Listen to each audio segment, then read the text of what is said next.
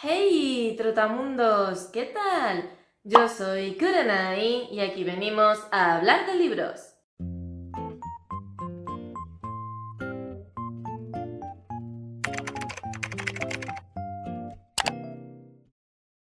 Estamos en junio, mes del orgullo LGTBIQ+, así que me apetecía traeros un vídeo con algunas recomendaciones que tienen personajes queer. Me ha costado bastante seleccionar los libros de los que os voy a hablar hoy porque quería que fueran lecturas recientes o lecturas de las que hiciera mucho tiempo que no os hablaba en el canal. Y lo cierto es que, aunque sí que he leído bastantes libros con personajes queer en los últimos meses, en muchos casos mencionar la pareja específica de un personaje o mencionar su sexualidad podría ser un spoiler importante acerca del personaje, de la trama o del libro. Pero bueno, creo que he hecho una selección bastante interesante y espero que vosotros y vosotras penséis lo mismo.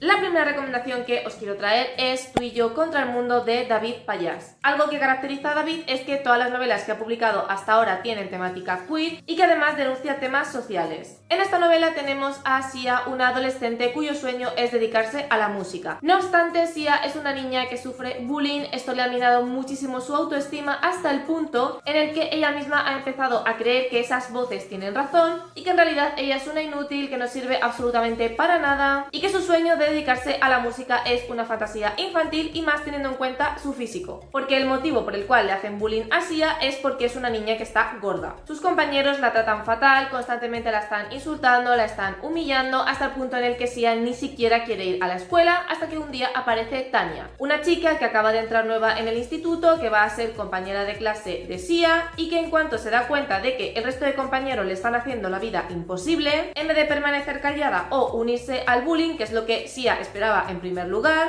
sorprende a nuestra protagonista plantándose ante los bullies y defendiéndola. A partir de ahí surgirá una amistad muy bonita entre ellas dos porque Tania es la única que la apoya, la única que la defiende ante el resto de sus compañeros y, como imaginaréis, pues a raíz de esa amistad empezará a surgir algo más. Es una novela muy bonita pero también muy dura y que, aunque el tema principal que trata es el del bullying y lo mucho que sufren las personas que reciben este tipo de acoso, de insultos y de humillaciones, la parte queer también es muy importante. Es un libro que me gustó muchísimo, aunque os advierto que si sois personas que en algún momento habéis sufrido bullying, sobre todo bullying por gordofobia, es una novela que os puede doler bastante. A mí particularmente me escoció muchísimo porque me sentí profundamente identificada con Sia. Por eso digo que si habéis sufrido este tipo de bullying puede ser un libro bastante complicado de leer. Aún así me parece una novela muy necesaria, es la típica novela que si de mí dependiera estaría en todos los institutos y en todos los colegios, porque además creo que David trata muy bien el tema del bullying y no solamente el cómo afecta a la protagonista, sino también creo que es capaz de reflejar muy bien el qué pasa por la cabeza de esos bullies, el cómo hemos normalizado que si no encajas en un determinado estándar o en un determinado estereotipo, el resto de personas tienen todo el derecho del mundo a criticarte por ello. También se trata muy bien el tema de no son cosas de niños, estos chavales son lo suficientemente grandes como para saber perfectamente lo que dicen, cómo lo dicen, lo que hacen y las consecuencias que eso tiene, y realmente hay escenas muy duras para las que tienes que tener bastante estómago. Además, también en el caso de la protagonista, todo este bullying se junta con su autodescubrimiento, de saber si le gustan las chicas, si le gustan los chicos, qué es lo que prefiere, y también el hecho de pertenecer al colectivo, de no ser cis-hetero, de no ser normativo en este aspecto, pues es un hándicap más por el que tiene que pasar nuestra protagonista. A pesar de la dureza de la novela, es un libro absolutamente increíble que os recomiendo muchísimo.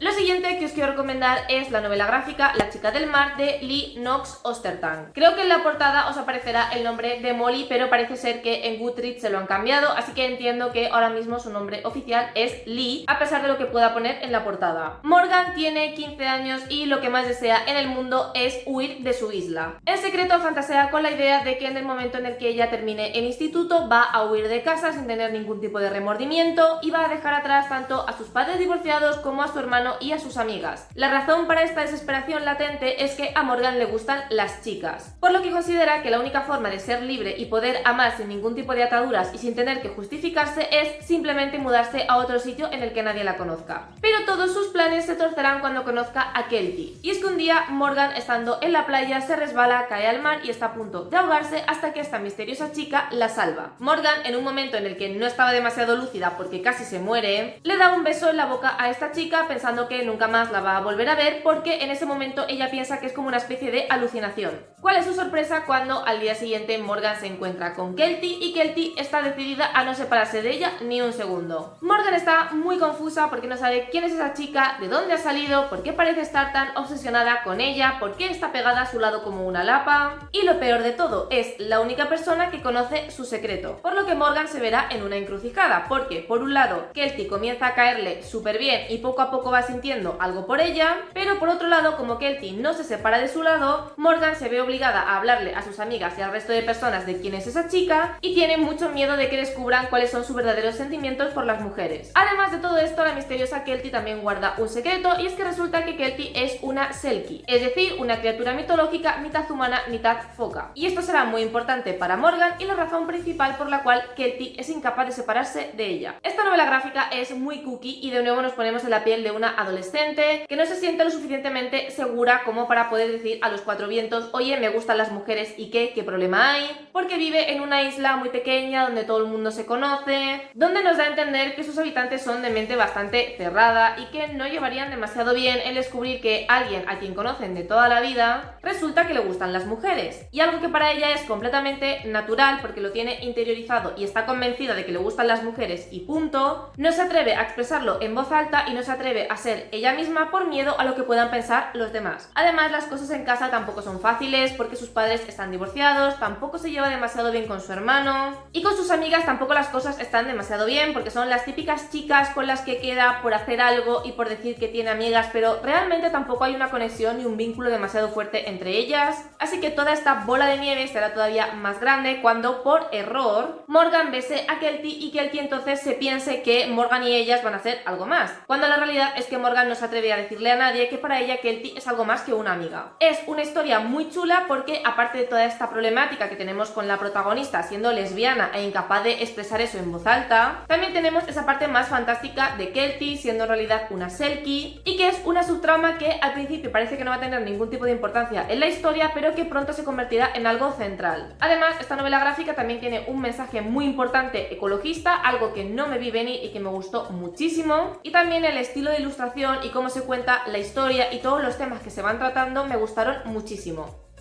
Vamos con dos libros de vampiros. El primero que os quiero recomendar es Un legado de sangre de S.T. Gibson. Esta historia es un retelling de Drácula, pero contado desde el punto de vista de las parejas de este. Concretamente, en este caso nos centramos en Constanza, que fue supuestamente su primera mujer. Constanza es una muchacha de la plebe, una campesina de la época medieval que se ve envuelta en una guerra que afecta a su pueblo. En el momento en el que ella está moribunda, a punto de morir, aparece Drácula, aunque ella no sabe que él es Drácula, y le ofrece la vida eterna a cambio de su sumisión. Ella en ese momento se aferra a la esperanza de seguir con vida, por lo que termina aceptando y es convertida en vampira. Lo que al principio parece un romance apasionado e idílico porque Constanza enseguida se obsesiona con Drácula, poco a poco se va convirtiendo en una relación muy tóxica en la que Constanza se da cuenta de que ella está completamente sometida a su esposo. Esta idea se reafirmará cuando su esposo comience a hacer un harén y añada a una segunda mujer, con la excusa de que no solamente él ama a esa nueva mujer, sino que la propia Constanza también se siente atraída hacia ella. Sin embargo, lo que comenzó siendo una fuente de celos, es decir, esta segunda esposa, pronto se convertirá en una aliada y quizá en algo más. Algo que no me esperaba en absoluto de esta novela es que este retelling de Drácula se convirtiera en un harén, porque yo solamente os he hablado de dos esposas, pero eventualmente aparecerá un tercer en discordia, en este caso un chico que también se unirá a la familia de Drácula. Drácula es el centro de todo, el vampiro más poderoso, tiene a todo el mundo manipulado, hace y deshace a su antojo, y algo que al principio a Constanza le parecía muy atractivo y que no cuestionaba, sobre todo porque ella era su única esposa y toda la atención de Drácula recaía en ella, en el momento en el que se da cuenta de que su esposo no tiene ninguna apreciación por la fidelidad y que lo único que le importa es su propio placer ignorando los deseos de su esposa, pues será en ese instante cuando Constanza abra un poco los ojos y se dé cuenta de con el monstruo con el que se ha casado. Y no monstruo en el sentido vampírico de alguien que mata a otras personas para alimentarse de su sangre, porque al fin y al cabo la propia Constanza también lo hace, dado que no puede sobrevivir vivir de otra forma, sino monstruoso en el sentido más humano de la palabra. La autora también hace muchas reflexiones acerca de la vida y de la muerte, de si Constanza y Drácula, por el hecho de ser vampiros, tienen derecho a matar a otras personas para alimentarse de su sangre. Además, si sois personas que disfrutáis con las novelas subiditas de tono, es decir, con novelas que tienen bastante cantidad de spicy, os recomiendo mucho este libro, porque tiene muchísimas escenas explícitas y otras que no lo son tanto, pero con una alta carga erótica, pero no son escenas que tú las leas y digas, madre mía, qué vergüenza ajena, qué pedazo de cringe. No, son escenas que están súper bien escritas, que son muy realistas y que además no son escenas metidas al azar simplemente por el morbo, sino que cada una de ellas tiene un propósito específico. Normalmente son escenas que ayudan a desarrollar muchísimo a los personajes o escenas que le permiten a Constanza reflexionar acerca de ciertas cosas, porque al final en la dinámica sexual también se puede ver un poco la dinámica de pareja. Además de eso, otra cosa que me gustó es que, a pesar de que yo os estoy hablando de Drácula, Drácula realmente no es un personaje central, porque esta novela se centra sobre todo en Constanza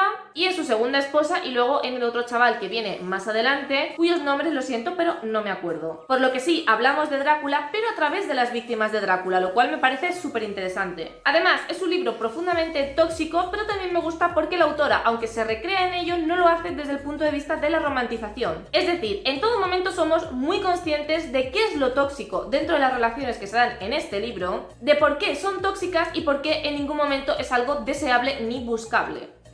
Seguimos con vampiros queer, específicamente vampiras lesbianas. Y como podéis imaginar, me estoy refiriendo a la novela de Que entierren nuestros huesos en la medianoche de B.E. Schwab. Empezamos la historia en el 1532 en un pueblecito español llamado Santo Domingo de la Calzada. María es una chica que pertenece a una familia humilde y que está cansada de tener que cumplir ciertas normas simplemente por ser mujer. A María esto es algo que le frustra muchísimo, sobre todo el hecho de saber que pronto va a tener que casarse y que por supuesto tampoco va a poder elegir a su futuro marido. En uno de los paseos al pueblo conocerá a una extraña viuda. Es una mujer muy joven que viaja sola, que parece tener toda la libertad del mundo y que puede hacer lo que le dé la gana, porque al estar viuda la gente del pueblo considera que suficiente tiene con lo suyo como para encima estar juzgándola por ser una mujer que no tiene un hombre al lado. Y María se queda completamente fascinada con esta mujer. Se siente muy atraída por ella, pero sobre todo se siente muy atraída por la libertad que tiene. Así que comienza a trazar un nuevo plan en su cabeza. Un plan por el que tendrá que pagar un precio muy alto. La segunda línea temporal está ubicada en el 2019 en Boston. En este caso, nuestra protagonista es Alice, una muchacha universitaria abiertamente lesbiana y que siempre ha sido muy introvertida, por lo que tiene la esperanza de que ahora que va a comenzar la universidad,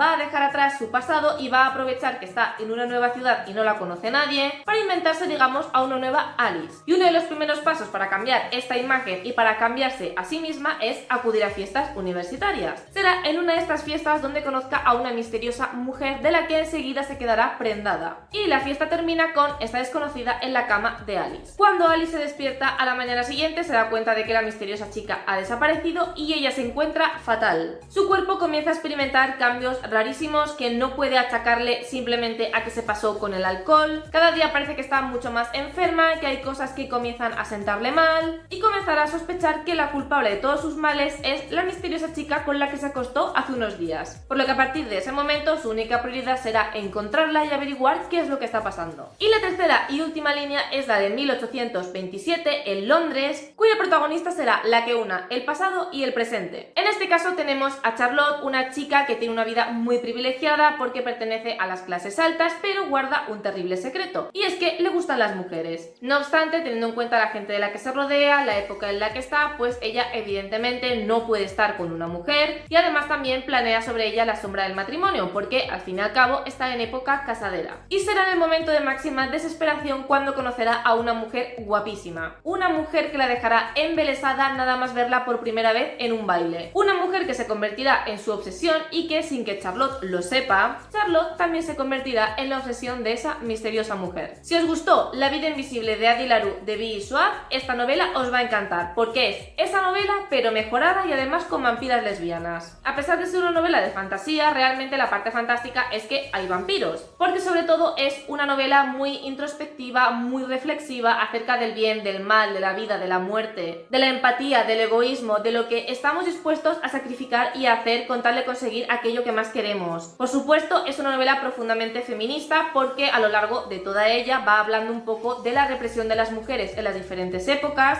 y de todo aquello que las mujeres tenían que sacrificar si querían ser ellas mismas o de todo lo que tenían que ocultar si querían ser una buena mujer de cara a la sociedad. Os advierto ya de que es una novela bastante lenta, tiene muy poca acción porque al fin y al cabo es una novela de personajes, una novela que se va centrando en cómo estas tres mujeres evolucionan a lo largo del tiempo y evidentemente en qué relación terminan teniendo entre ellas y cómo se terminan encontrando, por lo que es una obra que os la tenéis que tomar como lo que es decir, una obra lenta y muy reflexiva. Otra novela de fantasía sáfica es Una marea oscura y letal de Alison Saff. Lorelei es una folclorista que pertenece a un pueblo bastante marginado. Es un pueblo que sufre muchísimo racismo, que está muy apartado de la sociedad, por lo que a pesar de que ella es muy buena en lo suyo y casi diríamos un genio del folclore, lo ha tenido desde el principio muy complicado en el mundo académico simplemente por sus orígenes. Sin embargo, por fin se le ha dado la oportunidad que ella estaba buscando y es que su maestra va a iniciar una expedición. Ahora mismo los diferentes reinos están en un momento bastante convulso porque el reino, digamos, principal está intentando anexionar al resto y el rey, para justificar su presencia y para justificar el por qué él tiene que ser el rey de todo el mundo, quiere encontrar la fuente de la magia, que es un lago mítico que no se sabe muy bien dónde está ubicado y que a aquella persona que beba sus aguas le concederá un gran poder. Así que la maestra de Lorelei va a iniciar una expedición con 6 expertos cada uno en su diferente campo para intentar encontrar esta fuente de magia. Lorelei cree que es su momento, que es la gran oportunidad que esperaba para por fin poder demostrar que ella es muy buena en su trabajo a pesar de sus raíces, pero pronto el viaje se convertirá en un desastre porque poco después de iniciar la travesía su maestra aparece asesinada. Así que por un lado tendrá que iniciar una investigación para averiguar quién querría matar a su maestra y por qué, además de convertirse ella misma en la cabeza de esta expedición e intentar que se lleve a cabo con éxito, dado que encontrar esta fuente de magia bajo sus órdenes haría que la gente la viera con más respeto y que por fin valoraran su trabajo. En todo este lío, Lorelei encontrará a una aliada inesperada y es Sylvia, que en realidad es su archienemiga. No solo porque los estudios de ambas chocan bastante, sino porque Lorelei no soporta a Sylvia, dado que ella es una princesa que siempre ha tenido todo a su favor, que siempre ha sido muy privilegiada, y Lorelei está convencida de que si ha llegado a tener tanto prestigio dentro de este mundo académico, no es tanto por su inteligencia y por lo bien que hace su trabajo, sino por las influencias que tiene detrás. No obstante, al final la única que se pondrá un poco de su lado en todo esto será Sylvia, por lo que Lorelei tendrá que hacer de tripas corazón y fingir que la soporta durante toda la investigación, lo que a su vez ayudará a Lorelei a descubrir que, aunque Sylvia parece una princesita presuntuosa en la superficie, oculta mucho más de lo que parece. Si os gustan las novelas que se enfoquen en el folclore, en la mitología y demás, esta es una obra que está bastante bien. Es cierto que a mí no me terminó de convencer por el final, porque el final me pareció bastante bueno, sin comentarios, dado que el mensaje que da la autora me parece bastante perjudicial, sobre todo teniendo en cuenta los temas que se tratan en esta novela, así que eso me dejó bastante decepcionada. Pero bueno, aparte de ese final agridulce, he de decir que el Enemies to Lover que hay entre las protagonistas me gustó bastante, me gustó cómo la autora lo va desarrollando. Además, esa parte de investigación de la magia, del folclore, de las criaturas, mezclada con ese misterio de quién ha matado a la profesora, por qué es lo que se está ocultando, acaso esta expedición oculta más cosas de las que pensábamos al principio. Todo eso hace que la novela termine siendo bastante interesante. También me gustó bastante cómo está escrita, siento que la autora tiene una pluma bastante bonita, así que si buscáis un dark academia con ese toque de misterio, de magia, de folclore y además sáfico, es una obra que está bastante bien. Y ya la última novela que os quiero recomendar, que también es una novela de fantasía, es El día en el que se abrió el cielo de Samantha Shannon. Esta obra pertenece a la saga del Predator del Naranjo, cuyo libro El Predator del Naranjo también es una fantasía queer, pero os quiero recomendar este porque cronológicamente hablando es el primero de la saga y porque además esta historia es independiente del priorato. Es decir, toda la parte de construcción del mundo, de las religiones, de los diferentes reinos y demás, evidentemente también se mantiene en el priorato, pero los personajes que aparecen aquí no tienen ninguna relación con los personajes del priorato. Y en el caso de que la tengan es porque los del priorato son como descendientes de estos de aquí. Eso sí, sí, no es una novela autoconclusiva como tal, porque después de este libro hay una segunda parte que es La flor en llamas. En la saga del Priorato del Naranjo tenemos a una criatura que es el Innombrable, un dragón que hace muchísimo tiempo campaba a sus anchas por el mundo y que es un dragón que se dedicaba a causar destrozos allá donde iba, por lo que los humanos le declararon la guerra y consiguieron derrotarle. Ahora, hay dos versiones de cómo derrotaron a este dragón. La que más ha pervivido es la versión